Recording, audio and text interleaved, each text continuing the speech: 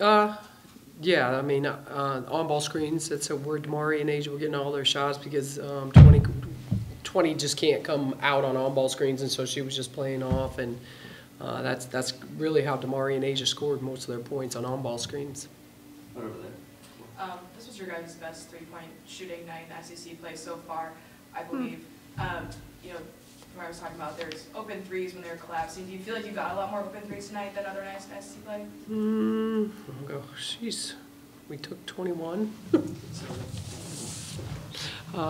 Yeah, I mean, that's how they play. They force you to shoot outside shots. That's what they do. That's how they play. And we actually force you not to shoot outside shots. We want to press you really hard and make you drive into the paint because we got bigs down there. But they just did a good job. Rakia is just so good that you got to, pay attention to her all the time and where she's at because she could get 40 points on you. I mean, she's probably going to be the fourth draft pick in the WNBA. So we had to really focus on her. And actually, this is the best they've shot threes this year. You talked about 20 in the paint, Tamari Key for Tennessee. How did you kind of change the game for y'all on offense and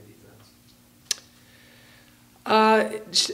I mean, for us in our matchup, she doesn't really. The only way she does is that we get slammed and we can't get out to the corners, and that's because she's so big and she's doing a really good job of just being a big post presence in there. I don't even know how many points she had.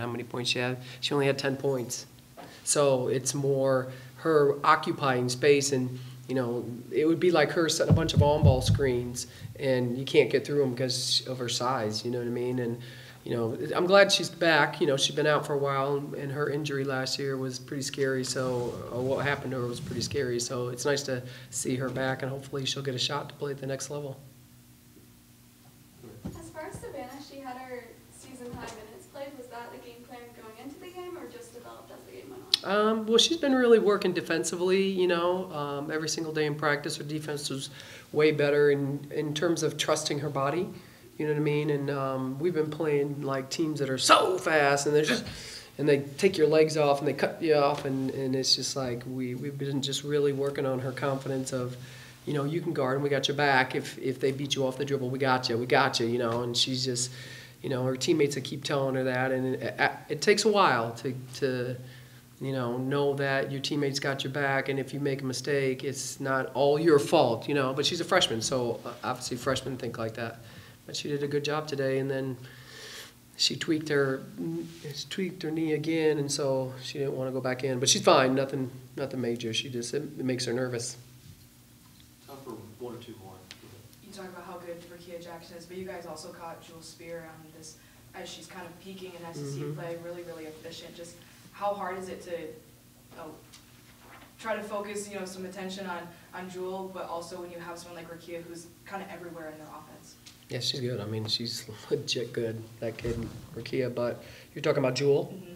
Well, I mean, because we couldn't get around Tamari, so it was just very hard to get out to the corners and find her. And they were throwing it into the high post, and they were kicking it out quick. And, our post had to pressure Rakia, and she's really hard to pressure. She's really tall. And so they were just making some good reads, good kicks, and getting some open looks. And kudos to them. They knocked down shots.